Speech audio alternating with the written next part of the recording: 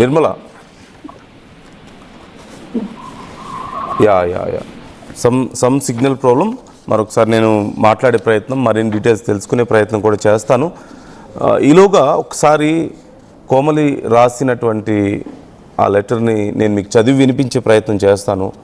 అంటే తను ఎంత బాధలో ఉంది, అట్ ది సేమ్ టైం ఎంత ఆశతో ఉంది తిరిగి తన లైఫ్లోకి అఖిల్ వస్తాడని, అదే సమయంలో ఎంత నిరుత్సాహంతో ఉంది. అన్ని రకాల ఎమోషన్స్ ఇందులో మనకు కనిపిస్తున్నాయి.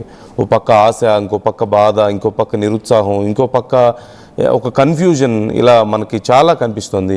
నిర్మల ఒక్క నిమిషం మీరు లైన్లో ఉండండి. ఒకసారి నేను ఆ లెటర్ని వ్యూవర్స్ కోసం చదువుతున్నాను. I'm scared to move on because what if he comes back? I know I shall let go. I know he is not mine. I know he is not even trying to stay. But a small part of me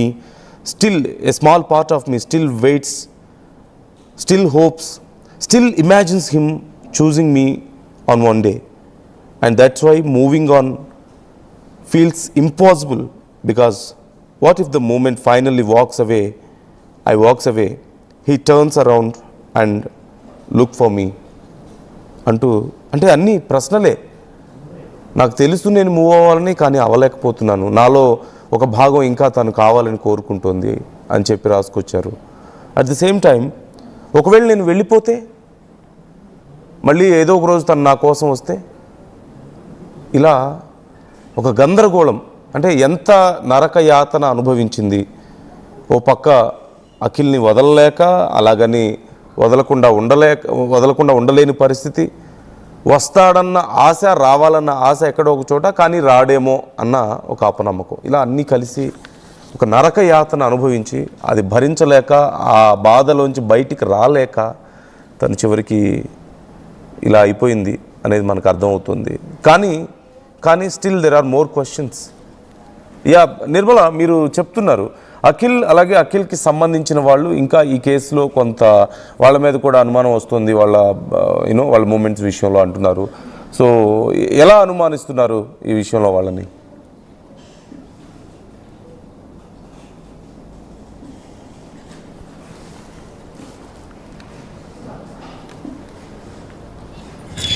yes నందు, మరి ఈ విషయంలో మాత్రము అఖిల్ వాళ్ళ అక్క పైన కూడా కొన్ని అనుమానాలు అయితే వ్యక్తమవుతున్నాయని చెప్పొచ్చు. ఎందుకు అని అంటే కూడా అఖిల్ వచ్చి ఉన్నది వాళ్ళ అక్క వాళ్ళ ఇంట్లోనే. వాళ్ళ అక్క కూడా ఇక్కడే చిత్రపురి కాలనీలో ఉంటుంది కాబట్టి పోలీసులు వస్తున్నారు, ఈ ఇన్సిడెంట్ జరిగిన తర్వాత పోలీసులు వస్తున్నారు అనే సమాచారంతోనే తన ఇంటికి తాళం వేసి ఇక్కడ నుంచి వెళ్ళిపోయినట్టుగా స్థానికులు కూడా చెప్తూ ఉన్నారు.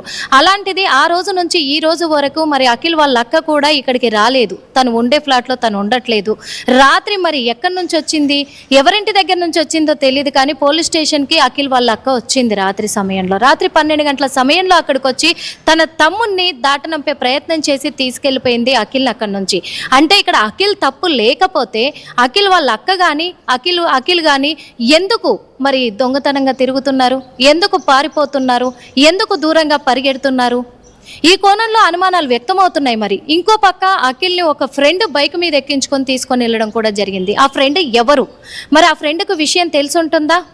ఎంతవరకు తెలిసి ఉంటుంది? ఎందుకంటే ఒక ఆడపిల్ల కోమలి వన్ సైడ్ లవ్ అయినప్పటికీ కూడా తను అన్ని రకాలుగా, ఎందుకంటే అఖిల్ అంటే మనస్ఫూర్తిగా ఇష్టపడ్డది, అయినప్పటికీ కూడా అఖిల్ నో చెప్పినప్పటికీ తన ప్రయత్నం మానుకోకుండా ఎప్పుడైనా తన మనసు కరుగుతుందేమో అని ఎదురు చూసిన కోమలి మాత్రము తన కోసమే బ్రతుకుతున్నట్టుగా కూడా అఖిల్కి చెప్పడం జరిగింది. పదే 3 సంవత్సరాలుగా అఖిల్ నిరాకరించడంతో తను మనస్తాపానికైతే గురయింది. కానీ అప్పటికి కూడా తన మనసు చంపుకోలేక మళ్ళీ నా కోసం వెతుకుతాడా అనే ఒక ఆవేదన కూడా తను వ్యక్తం చేయడం అనేది చూస్తూ ఉన్నాము. కానీ అయినప్పటికీ 3 సంవత్సరాల నుంచి నువ్వంటే ఇష్టం లేదన్నాడే కానీ అఖిల్ దూరంగా వెళ్ళిపోలేదు, కనిపించకుండా తిరగలేదు కోమలికి. అలాంటిది కోమలి దగ్గరికి వస్తూనే ఉన్నాడు, కోమలితో మెసేజ్లు చేస్తూనే ఉన్నాడు, కోమలితో ఫోన్లు మాట్లాడుతూనే ఉన్నాడు. అన్నీ జరిగినప్పటికీ కూడా మరి నువ్వంటే ఇష్టం లేదు అన్నాడు. మరి కోమలి తనకు దగ్గరైంది కదా, అలాంటప్పుడు అనుమానాలు వస్తాయి కదా ఖచ్చితంగా. అందుకే ఆ అనుమానాల రీత్యానే పోలీసులు కూడా విచారిస్తూ ఉన్నారు. ఈ కోణంలోనే మరి అఖిల్ వాళ్ళ అక్కను కూడా విచారించే అవకాశం అయితే నిండుగా కనబడుతుంది నందు. Yeah right, thank you Nirmala. ఎప్పటికప్పుడు డీటెయిల్స్ అందిస్తూ ఉండండి విచారణకు సంబంధించి. సో అఖిల్ వాళ్ళ సిస్టర్ని కూడా విచారించే అవకాశాలు కనపడుతున్నాయి. బట్ ఇప్పటికే కొన్ని గంటల పాటు అఖిల్ని విచారించిన తర్వాత పోలీసులు ఈ కేసుకు సంబంధించి ఒక క్లారిటీకి వచ్చినట్లుగా కనపడుతుంది. There are some small and minor conclusions yet to come. So దానికోసం వెయిట్ చేస్తున్నట్లుగా మనకి అర్థమవుతుంది. But we can see in that letter very క్లియర్గా తను ఏ కండిషన్లో ఇలా చేసుకుంది అనేది మనకు అర్థమవుతుంది. ఎలాంటి పరిస్థితుల్లో తను రాసిన దాన్ని బట్టి మనకు అర్థమవుతుంది కదా. తనకి బాధ ఉంది, there is lot of pain, అలాగే చాలా ఆశ ఉంది తిరిగి అతను రావాలని లైఫ్లోకి. అట్ ద సేమ్ టైం రాడేమో అన్న భయము ఉంది, ఆ నిరుత్సాహం ఉంది, అండ్ చాలా కన్ఫ్యూజన్లో కూడా తను ఉన్నట్లుగా మనకు అర్థమవుతుంది. అంత గందరగోళ పరిస్థితుల్లో, అంత పెయిన్లో చివరికి ఏం చేయాలో అర్థం కాక, ఎలా బయటికి రావాలో అర్థం కాక, బయటకు వస్తానన్న నమ్మకం లేక ఇలాంటి అఘాయిత్యానికి ఒడిగట్టినట్లుగా అర్థమవుతుంది. కానీ ఒక్కసారి ఆ తల్లి గురించి ఆలోచించుంటే బాగుండేదేమో అనిపించింది. తన ఆ పెయిన్లో ఉన్నమాట వాస్తవమే, బట్ ఇట్స్ ఆల్ టెంపరీ. ఏది జీవితాంతం ఒకేలా ఉండదు కదా. బట్ ఆ తల్లి జీవితం ఏమైపోతుంది? బిడ్డల మీద ఆశలు పెట్టుకొని తమ కూతురు ఏదో ఒక రోజు చాలా గొప్ప స్థాయికి వెళ్తుంది అనుకున్న తల్లి, ఎదురు చూస్తున్నటువంటి ఆ తల్లికి ఇప్పుడు తమ బిడ్డ లేకపోతే ఆ తల్లి పరిస్థితి ఎలా ఉంటుందనేది ఒకసారి ఊహించుకోవచ్చు. ఈవెన్ ఆర్టీవీ ట్రై చేసింది వాళ్ళతో మాట్లాడటానికి, తల్లితోనూ బ్రదర్తోనూ, బట్ వాళ్ళు మాట్లాడే పరిస్థితుల్లో లేరు. మనం అర్థం చేసుకోగలం వాళ్ళ పరిస్థితి ఏంటి అనేది. ఒక్కసారి ఆలోచించి ఉండాల్సిందేమో.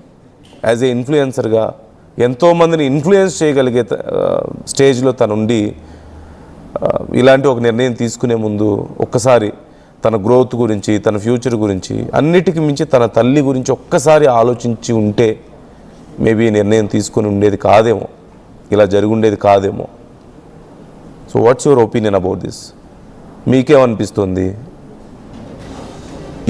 ఇలా కొంతమంది ఇన్ఫ్లుయెన్సర్స్ లైఫ్లో బయటికి చాలా అందంగా, ఆనందంగా కనపడుతున్నప్పటికీ, నాట్ ఓన్లీ ఇన్ఫ్లుయెన్సర్స్, మన చుట్టూ చాలామంది ఉండొచ్చు, మనలోనే కొంతమంది ఉండొచ్చేమో, బయటికి ఇలాగే నవ్వుతూ కనపడతాం చాలా అందంగా, ఆనందంగా, బట్ లోపల మాత్రం మోయలేనంత బరువుని మనం క్యారీ చేస్తూ ఉంటాం.